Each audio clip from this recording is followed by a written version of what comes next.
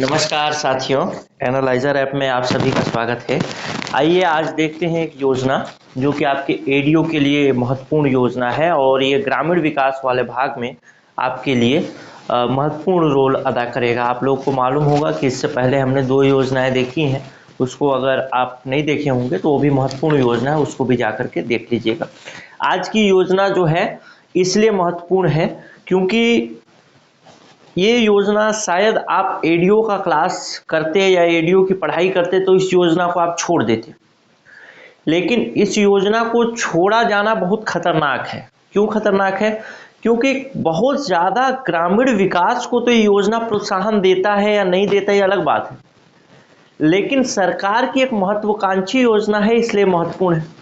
ग्रामीण विकास के योगदान में अगर देखें तो निर्माण आदि के क्षेत्र में मुख्य रूप से हम देखते हैं कि कोई भवन बन रहा है, कोई पंचायत भवन बन रहा है, कोई स्कूल बन रहा है, कोई पुल बन रहा है, कहीं पे वो वाटर शेड मैनेजमेंट का कोई कार्यक्रम हो रहा है, कहीं पे तालाब बन रहा है। इसको हम सोचते हैं कि ये ग्रामीण विकास है, लेकिन ये जो मानसिक रूप से ग्रामीण विकास होता है जिसकी बात हम इस योजना में करने वाले हैं, उसको संभवतः हम मतलब सामान्य तौर पे हम नजरअंदाज कर देते हैं। तो आज इसको देखेंगे ताकि यहां से भी प्रश्न पूछे तो आपसे छूटे नहीं।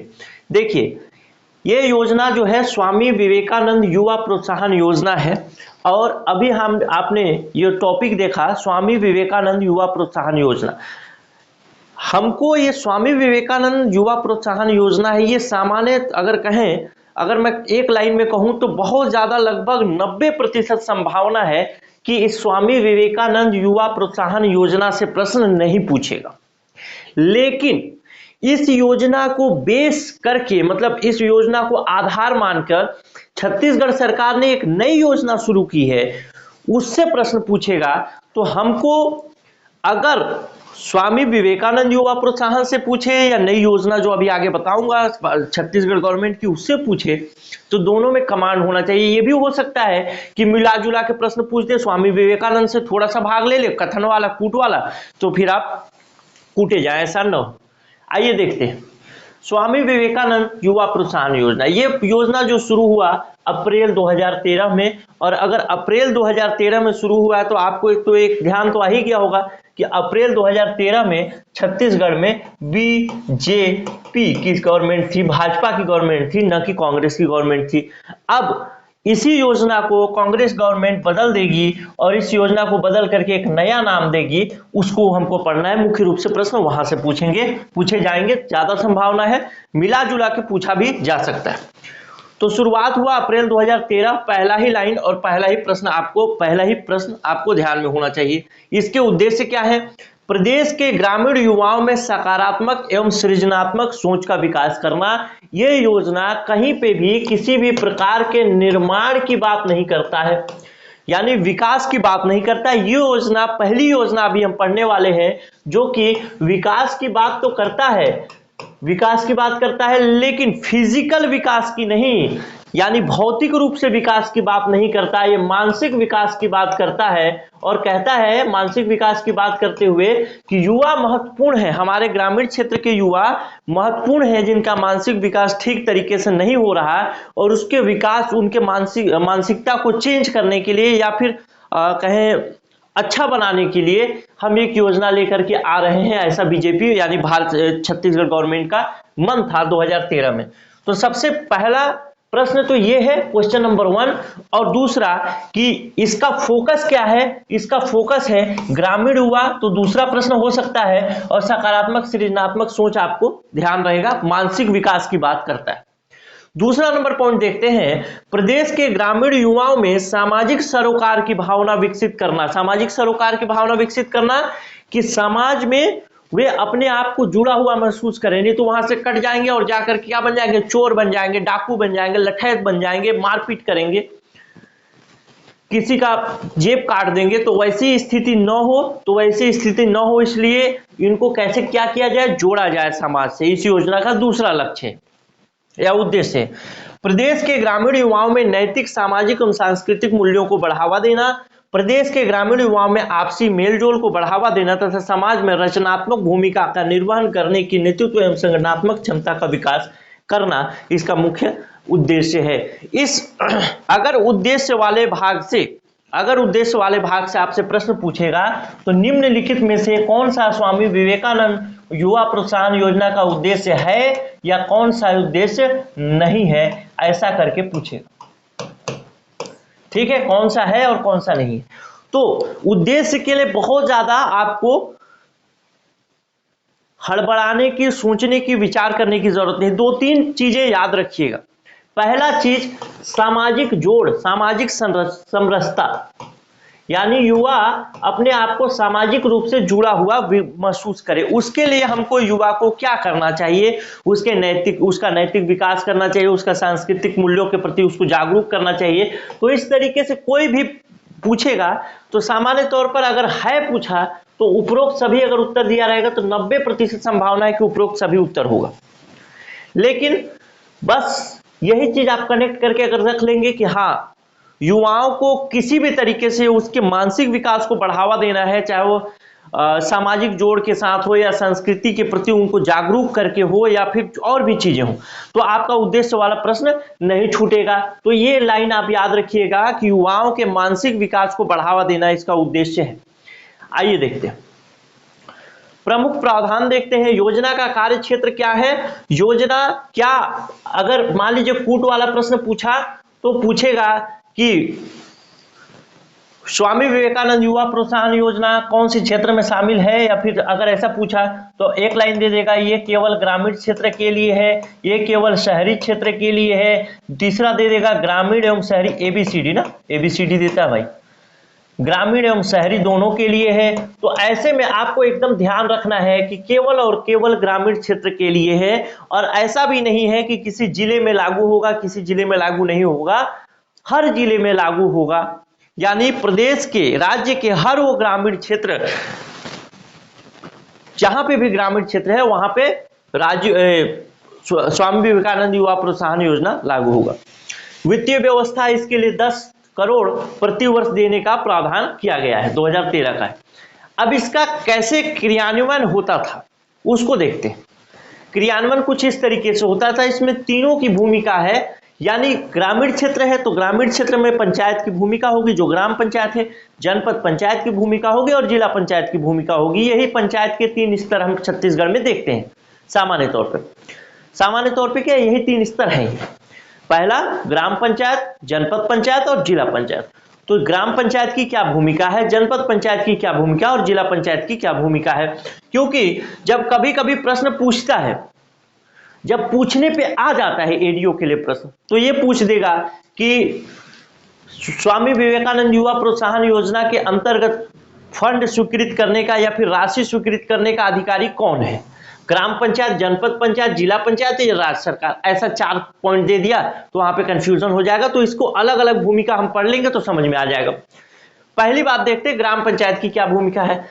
ग्राम पंचायत स्तर पर गठित पंजीकृत युवा मंडल, युवाओं को इसमें सम्मिलित किया जाएगा। यानी ग्राम पंचायत के अंतर्गत एक युवा मंडल बनाया जाएगा। उस युवा मंडल में उस ग्राम पंचायत के जितने भी युवा होंगे उनको शामिल किया जाएगा। अब युवा कितने वर्ष का होगा, कोई युवा तो ऐसा भी है कि जो 76-75 वर्ष को भी युवा मान लेते हैं, और कोई युवा जो कि 12, 13, 15 वर्ष का है, 20 वर्ष का, उसको भी युवा नहीं मानते। युवा का मतलब होता है नया सोच, लेकिन यहाँ पे युवा एज से ही लिया जाएगा, उम्र से ही लिया जाएगा, कोई इसमें फिलॉसफी वाली बात नहीं होगी। दूसरा, जनपद पंचायत की भूमिका क्या है। योजना के क्रियान्वयन का दायित्व जनपद पंचायत के मुख्य कार्यपालन अधिकारी पर होगा। यही से प्रश्न पूछेगा, जनपद सीईओ का क्या काम है स्वामी विवेकानंद युवा प्रोत्साहन योजना के अंतर्गत। तो इसी का पूरा काम है क्रियान्वित करने का, एग्जीक्यूट करने का, इसी का काम है। जनपद पंचायत की सामान्य प्रशासन जो समिति होगी, हम पंचायती राज में पढ़ेंगे, फिर पुराने बैच में तो पढ़ ही चुके हैं। जनपद पंचायत में 5 तरीके की समितियां होती हैं, उसमें से एक सामान्य प्रशासन समिति होती है।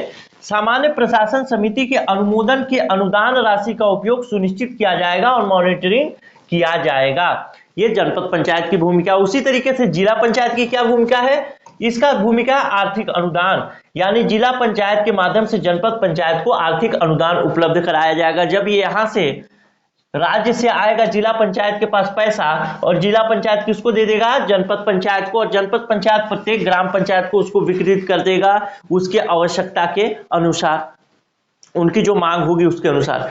और जिला पंचायत का जो मुख्य कार्यपालन अधिकारी होगा वो जिले में योजना की समुचित निगरानी रखेगा। जैसे ये इसका काम क्या है? निगरानी का है। और इसी तरीके से अगर प्रश्न पूछा कि जिला पंचायत के सीईओ की भूमिका क्या है? निगरानी की, क्रियान्वयन की, या फिर आर्थिक वो करने की, स्वीकृति की, ऐसे करके भी प्रश्न पूछेगा।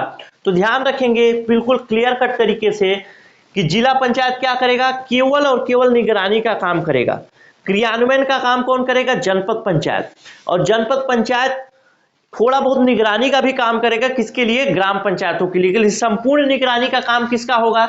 जिला पंचायत का होगा। और जिला पंचायत का सीईओ होगा, जिसको मुख्य कार्यपालन अधिकारी बोलते हैं, वो इसके लिए उत्तरदायी होगा। ठीक है, चलिए। ग्राम पंचायत के सामान्य प्रशासन समिति द्वारा युवा गतिविधियों को प्रोत्साहित किया जाएगा। क्रियान्वयन के लिए नेहरू युवा केंद्र का सहयोग लिया जाएगा। जनपद स्तर पर क्रियान्वयन समिति का गठन किया जाएगा, यानी एक समिति बनाई जाएगी। जनपद पंचायत की भूमिका की निगरानी करना इसका काम है, किसका? जिला पंचायत का। जिला स्तर पर मार्गदर्शन समिति का गठन किया जाएगा। यानी यहाँ पे आप देख रहे हैं ना कि जिला पंचायत का कहीं पे भी कोई भूमिका ऐसा नहीं है जो कि क्रियान्वयन की भूमिका में हो। हर क्रियान्वयन की भूमिका में जनपद पंचायत ही है, चाहे वो क्रियान्वयन समिति बना करके क्रियान्वयन करे या फिर नेहरू युवा केंद्र NYC से संपर्क करके क्रियान्वयन करे, कुछ भी करे, लेकिन पूरा क्रियान्वयन का काम इसका है और निगरानी का काम इसका है, और काम कैसे हो रहा है, काम को करवाने का काम इसका है, किसका? ग्राम पंचायत का। क्लियर है? क्लियर। चलिए आगे देखते हैं। आगे मैं एक आध दो प्रश्न भी करा दूंगा ताकि आपको समझ में आ जाए। अब देखिए, इसके लिए जनपद पंचायत पर क्रियान्वयन समिति का गठन किया जाएगा। क्रियान्वयन समिति कौन सा है, आपको ध्यान है? यह क्रियान्वयन समिति। देखिए, जनपद स्तर पर क्रियान्वयन समिति का गठन किया जाएगा और जिला स्तर पर मार्गदर्शक समिति का गठन किया जाएगा। तो आपसे यह प्रश्न भी पूछा जा सकता है कि जनपद स्तर पर जो क्रियान्वयन समिति का गठन किया जाएगा उसमें कौन अध्यक्ष होगा, कौन सदस्य होगा, कौन सचिव होगा, या फिर जिला स्तर पर जो मार्गदर्शक समिति का गठन किया जाएगा उसमें कौन अध्यक्ष होगा, कौन सचिव होगा। तो जब पढ़ रहे हैं तो पूरा पढ़ लेते हैं क्या मतलब है। तो जनपद स्तर पर जो क्रियान्वयन समिति का गठन किया जाएगा उसमें समिति के अध्यक्ष जो होंगे जनपद पंचायत अध्यक्ष होगा। जनपद पंचायत अध्यक्ष का मतलब वही अध्यक्ष जिसको कि जनपद अध्यक्ष के नाम से आप जानते हैं। बीडीसी चुना जाता है और बीडीसी में से एक अध्यक्ष जो चुना जाता है वही जनपद पंचायत अध्यक्ष। इसका सचिव जो होगा वो जनपद पंचायत का सीईओ होगा और सह संयोजक जो होगा वो नेहरू युवा केंद्र के नेशनल यूथ कॉप होंगे। आगे पॉइंट देखें, योजना के लिए जिला स्तर मार्गदर्शन समिति। हमने यहां पे पढ़ा था ना क्रियान्वयन समिति जनपद में, और यहां पे पढ़ा था जिला स्तर पर मार्गदर्शन समिति। तो मार्गदर्शन समिति में समिति का अध्यक्ष कौन होगा? कलेक्टर होगा। सदस्य का सचिव जो होगा वो सीईओ होगा, जिला सीईओ, और उपाध्यक्ष होगा अतिरिक्त सीईओ जिला पंचायत, यानी जिला पंचायत का अतिरिक्त जो सीईओ होगा वो होगा।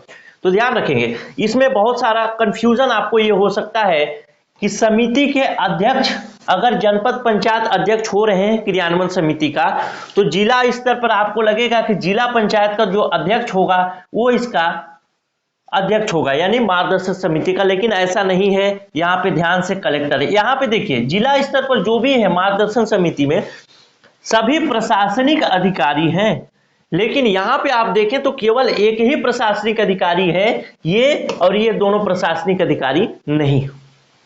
ठीक है, क्लियर। चलिए अब देखते हैं, स्वामी विवेकानंद युवा प्रोत्साहन योजना कब आया? 2013 में। किसकी गवर्नमेंट थी? भारतीय जनता पार्टी की। फिर सरकार कहां बदल गई? छत्तीसगढ़ में कांग्रेस की सरकार आ गई। काका हमारे मुख्यमंत्री हो गए। ठीक है, जब काका मुख्यमंत्री हो गए तो उन्होंने भी सोचा कि भाई केंद्र स्तर पे इतनी योजनाओं का नाम बदला जा रहा है तो मैं भी एक योजना का नाम बदलता हूं, और स्वामी विवेकानंद युवा प्रोत्साहन योजना को बदल करके उन्होंने राजीव युवा मितान क्लब योजना बना दिया। और इसके आरंभ की तिथि देखते हैं, 18 सितंबर 2021 से प्रारंभ हुआ उल्लेखनीय है कि 14 जनवरी 2020 को छत्तीसगढ़ युवा उत्सव के समापन समारोह में राजीव युवा मितान क्लब की घोषणा की गई थी। तो यहां से 2 प्रश्न आपसे पूछे जा सकते हैं। पहला, 3 प्रश्न पूछे जा सकते हैं कि राजीव युवा मितान क्लब योजना पुराने किस योजना के तर्ज पर बनाया गया। तो पहला उत्तर तो आपका यहीं पे है, स्वामी विवेकानंद युवा प्रोत्साहन योजना। दूसरा प्रश्न आपसे पूछा कि राजीव युवा मितान क्लब योजना कब से शुरू हुई। तो 18 सितंबर 2021। दूसरा प्रश्न। तीसरा प्रश्न आपसे पूछ सकता है कि शुरुआत तो 18 सितंबर 2021 से हुई, लेकिन इसकी घोषणा प्रधान मुख्यमंत्री द्वारा या फिर जैसे भी कब की गई थी। तो 14 जनवरी 2020 को की गई थी। यह आपका तीसरा। 3 प्रश्न इसी लाइन से है और ऐसे ही फैक्ट वाले प्रश्न पूछे भी जाते हैं। चलिए आगे देखते हैं। योजना का उद्देश्य क्या है। राज्य के युवा प्रतिभागियों को तराशना, उन्हें संगठित करते हुए उपयुक्त मंच प्रदान करना तथा उनकी ऊर्जा का उपयोग नवा छत्तीसगढ़ करने में करना, अर्थात वही योजना का उद्देश्य है जो कि स्वामी विवेकानंद युवा प्रोत्साहन योजना के में था। चलिए अगला देखते हैं, प्रमुख प्रावधान क्या है। इस योजना के तहत राज्य के सभी ग्राम पंचायतों एवं नगरीय निकायों में चरणबद्ध रूप से कुल 13,296 राजीव युवा मितान क्लब गठित किए जाएंगे। लेकिन एक चीज ध्यान रखिएगा, ये जो प्रश्न है ये भी एक प्रश्न महत्वपूर्ण है कि 13,296 युवा मितान क्लब गठित किए जाएगी। ये आपका एक क्वेश्चन हो सकता है। लेकिन इस लाइन में एक चीज आपने ध्यान नहीं दिया।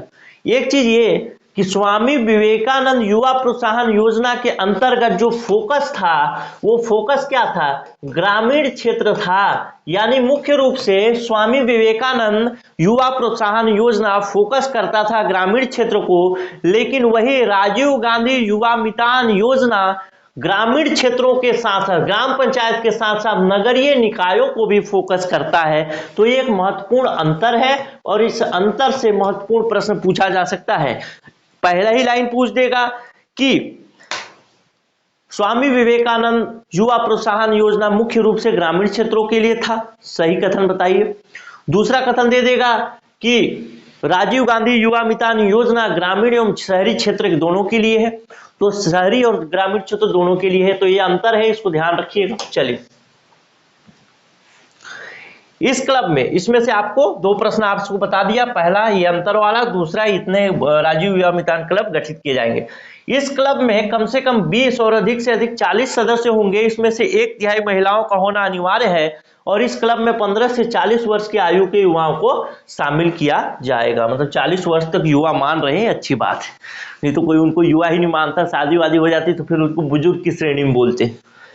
ठीक, तो इस लाइन से कूट वाला अगर प्रश्न पूछेगा तो भी पूछ सकता है कि जो राजीव युवा मितान क्लब जो है, राजीव युवा मितान क्लब, इसके विषय में कौन कौन से कथन सही है।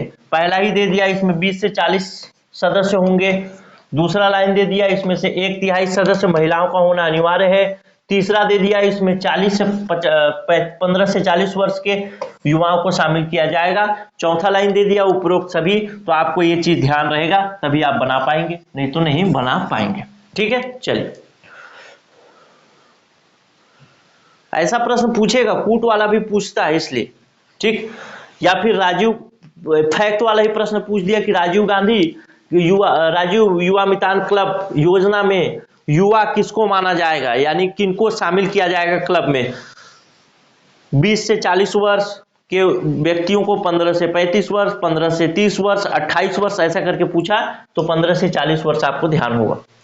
प्रत्येक क्लब को प्रत्येक 3 माह में प्रत्येक क्लब को प्रत्येक 3 माह में 25,000 रुपए के मान से 1 साल में रचनात्मक गतिविधियों के लिए 1 लाख रुपए दिए जाएंगे। यानी 3 महीना में 25,000 दिया जाएगा, तो 12 महीना होता है तो 25 चौको 100, यानी 1 लाख रुपए दिए जाएंगे। अब देखते हैं कुछ और चीज, पंचायत की क्या भूमिका होगी इसमें। ग्राम पंचायत में राजीव युवा मितान क्लब गठित किए जाएंगे। पंचायतों के माध्यम से इसकी निगरानी की जाएगी। इसके तहत त्रिस्तरीय पंचायती राज व्यवस्था के माध्यम से युवाओं को आगे बढ़ने का विशेष अवसर दिया जाएगा। अब देखते हैं एक प्रश्न जो कि महत्वपूर्ण प्रश्न इसलिए है कि आपने क्या पढ़ा क्या नहीं पढ़ा। और मैंने जो आईएमपी बताया था, क्या उसमें से आपको ध्यान है? राजीव युवा मितान क्लब योजना का शुभारंभ कब किया गया? 14 जनवरी 2020, 12 जनवरी 2021, 18 सितंबर 2021, 28 सितंबर 2021। तो आप अपना उत्तर नीचे कमेंट में जरूर लिखिएगा कि सही उत्तर कब क्या होगा। राजीव युवा मितान क्लब योजना का शुभारंभ कब किया गया? और अगर आप अच्छे से पढ़े होंगे तो एक प्रश्न का और उत्तर दीजिएगा मेरे को।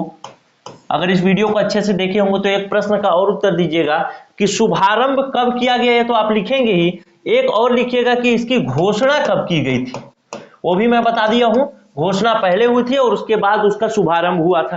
तो ये दोनों उत्तर अगर आप लोग देंगे तो मुझे बहुत प्रसन्नता होगी। और ऐसे ही वीडियो और चाहिए तो आप चैनल को सब्सक्राइब कर सकते हैं और आप नीचे कमेंट में बता सकते हैं कि ग्रामीण विकास के और कौन सी योजनाओं के बारे में आपको जानकारी चाहिए। ये सारी योजनाएं जो मैं बता रहा हूं, सामान्य तौर पर आप एडीओ की क्लास में इस सब को छोड़ देते हैं या एडीओ की तैयारी के दौरान, तो उन सब चीजों को कवर करा रहा हूं मैं।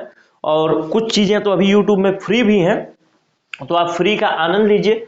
आप पेड कोर्स जो लिए हैं उनको पूरा सिलेबस पढ़ाया जाएगा, कोई दिक्कत ना ले। ऐसा मत सोचे कि ये जो फ्री चल रहा है, सभी के लिए फ्री चल रहा है, तो हमको पेड कोर्स में वैसे ही पढ़ा दिया जाएगा। पेड कोर्स में कंप्लीट पढ़ाया जाएगा, कोई दिक्कत वाली बात नहीं। लेकिन ध्यान से पढ़ना है, मन लगा कर पढ़ना है। अगर आपको ये वीडियो पसंद आया होगा तो लाइक शेयर सब्सक्राइब करिएगा, अपने व्हाट्सएप के स्टेटस में लगाइएगा। नमस्कार, जय हिंद।